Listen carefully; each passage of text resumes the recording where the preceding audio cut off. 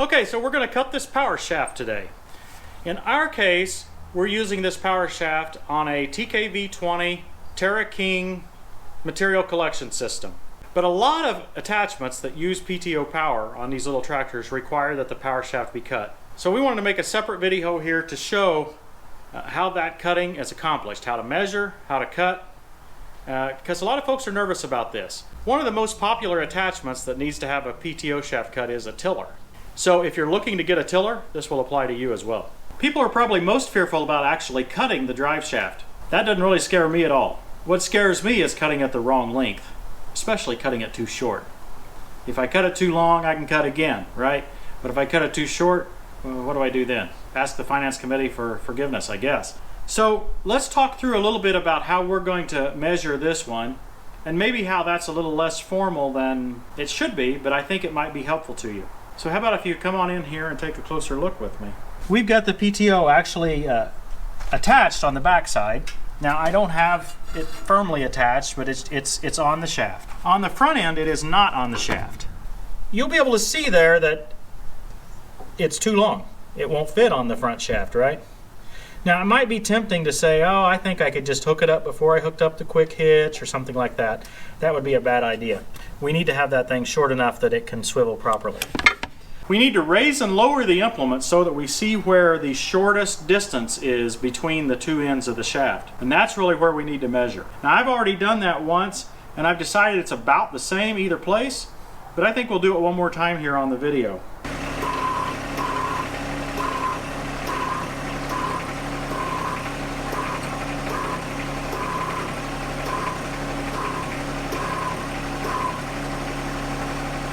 Okay, assuming I can still move the shaft, which I can, we'll test it at the top of its range. It's only logical that it'll be either the top of the range or the bottom of the range in this case, where it's a different length. What we're seeing is that it's very similar. I might even be able to get it on there. Okay, so if anything, this is just a little bit longer when it's raised than it is when it's lowered. Probably about the same. It's right about there is where it needs to be. Okay, so I've determined that with this implement, it's about the same length, whether the implement's up or down. Well, it's a lot easier to get in here and work when it's down, so that's the position I'm going to work in.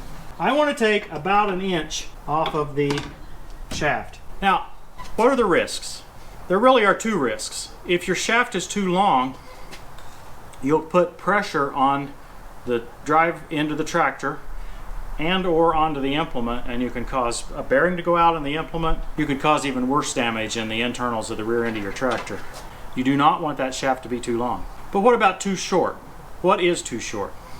Well, I'll show you that here. So the way the shaft is made, it's a concentric shaft, one piece over the other. The grease is in there to make it slide smoothly back and forth between these two pieces. So the cover is very important for safety, but it's not part of the mechanics of the shaft. The real shaft going on here is the steel. So you look in that one, you look in that one, and these need to overlap. This one goes inside this one. Now, that length of overlap you want to be as long as possible. So if you cut your shaft too short, you might end up only having just a little bit of overlap. That would be very dangerous. And the way that would be very dangerous is it could twist that shaft off, but it could also bend sideways, and you need a lot of overlap. I think the rule of thumb on this might be worth me double checking, but is half of the shaft needs, at least half of the shaft needs to be overlapping at all times. On a longer shaft, that's not that big of a deal. On one of these shafts that's really short for an implement that's pulled in pretty close to the tractor, you have to be really careful not to cut it too short. We decided we wanted to take an inch off of it from end to end. So what do? We just grab one end of it and start cutting an inch off, right? My camera person shook her head. And that's correct. You don't want to cut it off one end. You have to cut it off both ends. So let's kind of look at what there is to cut here. If we were to cut, the business portion of the shaft is the steel. So we're going to have to cut the steel. We know that. But if we cut only the steel, we're still going to have problems because the cover is also too long. So we have to cut the cover here and we have to cut the internal steel shaft. And this inside cover will have to be cut as well, see, because you can see that they overlap perfectly. So we've got 4 things to cut. Each of the steel shafts and each of the plastic covers. Okay, so we need to cut 1 inch off. Let's test your math a little bit. So if we need to cut 1 inch off, that would be 1/2 inch off each end, right? That must be a trick question. It is a trick question. The way these kind of go together, if you want to cut 1 inch off the shaft, you have to cut 1 inch off both ends. Okay? You can't add it, you have to cut it off both ends, remember? Yeah, if we cut 1/2 inch off of each end here, you'll see that it'll only be 1/2 inch shorter, because it'd be 1/2 inch off here and 1/2 inch off here, right? The net result would only be 1/2 inch closer. So if you want to cut 1 inch off the shaft, you have to cut 1 inch off both ends because it overlaps. Easy rookie mistake there. So I'll mark I've got a little soap pencil here. I'm going to mark off 1 inch. Now I'm not trying to be real exact. I mean, this is not rocket science, but you want to be close. The standard way of doing this is with a hand hacksaw. But I think I'll go ahead and cut around the plastic tube here. Doesn't have to be real exact. I just want to make sure I get enough cut back to do the job. I'm going to run this thing really slow. It's got a variable speed. I'm going to run it really slow.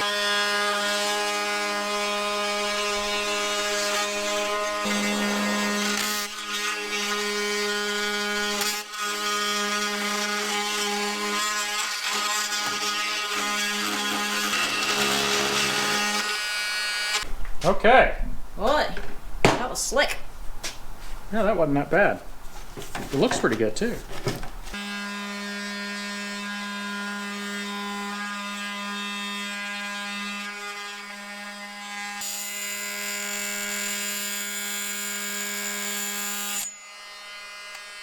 Okay, so after just a little bit of experimentation, I decided there really is no good way to cut this without putting this in a vise. I just couldn't hold it inside this tube. So I had to take a second look, and really this cover is not hard to get off at all. So there's one flipper here. In this case it's red, so a big strong indicator here that it's the one that's different. You flip that open like that. I just stuck that screwdriver in there and flipped it. Now, there's these little white pieces right here. Every single section has one of those. And that's what I broke last time because I didn't know what I was doing. But in this case, you can just turn them sideways, just rotate this, just like that. And as soon as you rotate them over, this cover just comes right off. Oh, nice. So there's those white pieces there, and they fit in those little slots there. So you put it on and turn it, and that's fine. So now that we've got that free, we should be able to put it in the vise here and have our way with it. I think I am just going to use a hand hacksaw to do it. I need the exercise anyway. Or maybe I won't. You know what? I could saw this. But how much exercise does one old man need? Let's try plan B.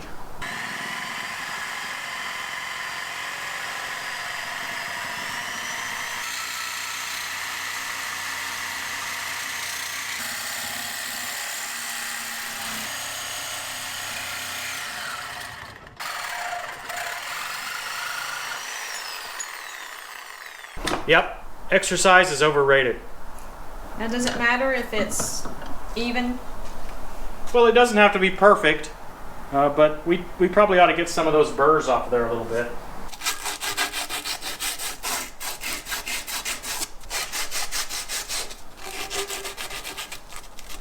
Yeah, you want to be careful of the shavings that you don't cut yourself, right? Right, and then there's some burrs on the inside, especially, I think this is the outermost shaft. Those burrs on the inside will make it a little harder to get on, you know, slid back on the shaft. So, slide it right back on here. Put it right in those little holes.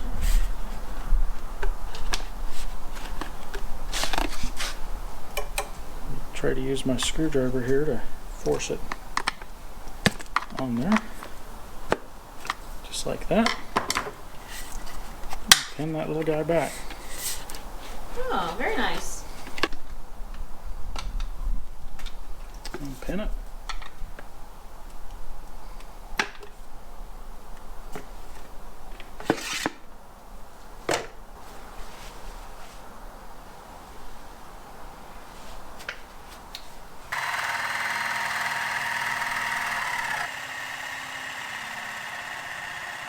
I try to run the blade pretty slow, and I also try to go back and forth just a little bit, and the reason is I want to keep that blade as cool as possible.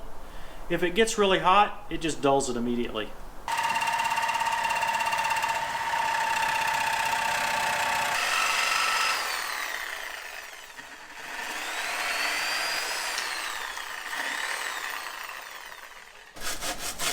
The burrs were hard enough there to slice right through the paper.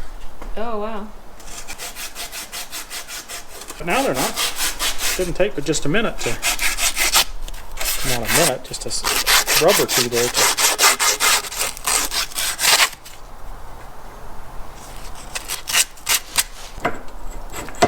Okay, it slides over fine. Now, I'm not going to do the last of that slide until we put some more grease in there. We're going to want that greased up really good.